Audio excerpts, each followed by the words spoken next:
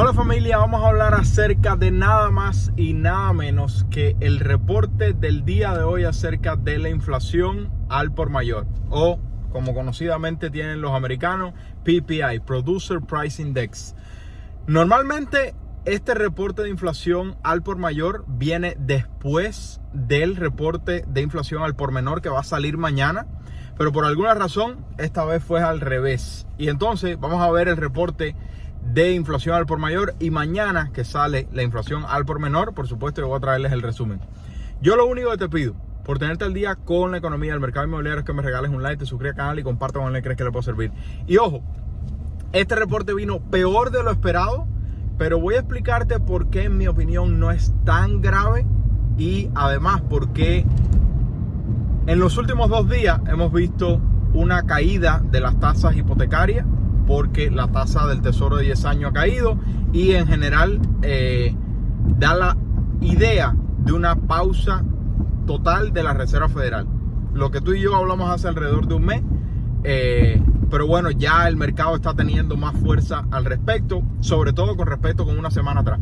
Voy a darte todos los detalles, lo único que te pido es que recuerda que nadie sabe qué va a pasar. Mientras tanto, crea contenido en las redes sociales, compra una propiedad que genere ingresos y número 3, si necesitas capital a 0% de interés para tu nuevo negocio, puedes utilizar la clase gratuita de abajo.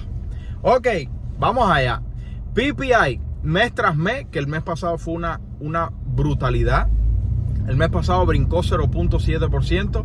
Ese es el reporte de PPI mes tras mes más alto que vimos en más de un año.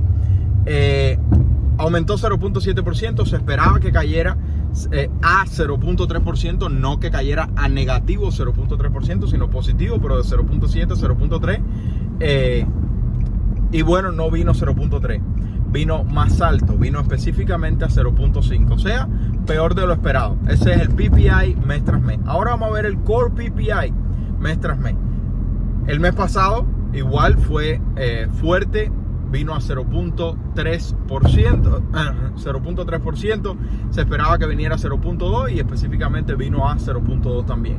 Año tras año el PPI, que había venido a 1.6% el mes pasado, se esperaba que viniera en 2.0% y vino peor de lo esperado, vino a 2.2%. Yo te voy a explicar por qué, en mi opinión, a pesar de que este reporte es malo, no es tan malo. Y el Core PPI, recuerda que Core, la diferencia entre el general y el Core es que el Core elimina los gastos de energía o la inflación de energía y la inflación de alimentos, que son los elementos más volátiles. El Core PPI fue el único que vino positivo, o sea, cayendo de 2.9, cayó a 2.8%. Esa es una buena noticia. Ahora, ¿por qué si de los 4 elementos, 3 elementos vinieron más alto de lo que se esperaba?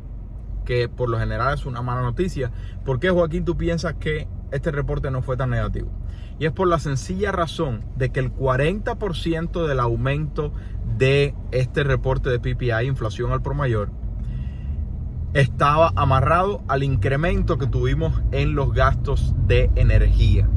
Recuerden que el mes pasado todos los gastos de energía estaban por las nubes y ya eso ha mejorado un poco. Ojo, hay algo que hay que seguir observando, porque todo este conflicto de Israel sin duda alguna puede traer consigo una caída de la producción, una caída más de la producción de petróleo y junto con eso el aumento de los precios del petróleo. Pero hasta ahora parece que ya los precios de la energía van a comenzar a mejorar. Algo interesante acerca de este reporte: por segundo mes consecutivo, el costo de los bienes de consumo, o sea, de un aguacate o de un pomo de champú o de un carro, de lo que sea, el costo de los bienes de consumo estuvo aumentando más en inflación, los precios estuvieron aumentando más que el costo de los servicios. ¿Cuál ha sido la conversación que hemos tenido por más de un año? Es sencillamente que nos cansamos de comprar cosas en Amazon durante la pandemia porque estábamos trancados y no podíamos salir, y por lo tanto la decisión que tomamos fue comprar cosas. Después de que se abrió la economía, se abrió el mundo y ya podíamos hacer más actividades. Dejamos de comprar cosas y comenzamos a gastar dinero como si no hubiera un mañana en restaurantes, en cines, en hoteles, en viajes, etcétera, etcétera, porque por 2 años el mundo estuvo parado. Y por lo tanto los servicios han visto por 2 años ya la inflación más alta. Bueno, llevamos 2 meses consecutivos, 2 meses que la inflación en los bienes de consumo son más altos que la inflación en los servicios. Déjame explicarte los números para que entiendas. El aumento en los bienes de consumo, el aumento de inflación en los bienes de consumo dio 0.9%. Mientras que los servicios no cayeron de precio, los servicios continuaron aumentando de precio, pero mucho menos que los bienes de consumo, que aumentaron a 0.9%, los servicios aumentaron 0.3%. La energía aumentó 3.3%, después de haber aumentado 10.3% el mes anterior, lo que significa que ya la energía comenzó a desinflarse de los últimos meses que ha estado incrementando. Y por último, la comida aumentó 0.9%. O sea, no estamos diciendo que los precios de las cosas están cayendo y que por lo tanto no te quejes más de inflación. Lo que estoy tratando de decir es que a pesar de que este reporte vino negativo, es en un 40% correcto porque la energía subió de precio. Y recuerda que la energía no solamente afecta lo que tú y yo pagamos en la pompa de la gasolinera, sino que afecta todo el transporte y además toda la producción de la mayoría de las cosas que tú y yo consumimos. Por lo tanto, un aumento del costo de energía, el costo de petróleo, el costo de gasolina, todo eso afecta a la economía en general. De forma general, hay mayor inflación de lo esperado, pero yo pienso que puede continuar mejorando. Mi única preocupación en cuanto a la inflación es todo lo que estamos viendo con las huelgas, que ya Ford dijo una propuesta, dijo vamos a darle 25% de aumento salarial a los trabajadores. Y además de eso, creo que la Unión de Escritores obtuvo un aumento salarial de 5% en el 23, 4% en el 25 y 3.5% en el 26. O sea, cada vez que hay huelga de los obreros, se están obteniendo resultados positivos para el obrero, pero recuerda que ese resultado positivo para el obrero trae mayor inflación porque las compañías, las corporaciones y todos los negocios, grandes o pequeños, aumentan los precios para mantener los márgenes de ganancia y poder continuar con el negocio andando.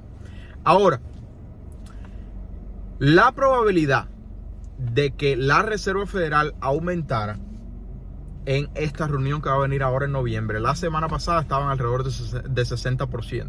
O sea, muchas personas, la mayoría del mercado, pensando que la Reserva Federal iba a continuar aumentando. Yo les he dicho a ustedes por ya más de un mes que en mi opinión la Reserva Federal pausó por completo. La única preocupación que yo tengo es todo esto de las deudas, pero en mi opinión la Reserva Federal ya pausó por completo. Acaba de caer al día de hoy la probabilidad del mercado de la semana pasada de un próximo aumento de 60 al día de hoy a 10%, haciendo que las tasas hipotecarias, que la tasa del tesoro de 10 años cayera, junto con las tasas hipotecarias cayeran de 7.84% a 7.60% en el día de hoy. Esa es muy buena noticia, sobre todo para nosotros que estamos en proceso de preaprobación. Ahora, con esto lo que quiero decir es que sí, el reporte de PPI estuvo negativo, pero vino mejor de lo que muchas personas hubieran pensado, y sobre todo si piensas en que la energía fue el 40% de la inflación. Sin embargo, nadie sabe qué va a pasar. Por lo tanto, crea contenido en las redes sociales, compra una propiedad que genera ingresos, y número 3, si necesitas capital a 0% de interés para tu nuevo negocio, puedes utilizar la clase gratuita de abajo. Si te gustó el resumen de inflación al por mayor del día de hoy, mañana voy a darte el de inflación al por menor una vez que lo tengamos en la mano. Nos vemos en la próxima, familia. Bye bye.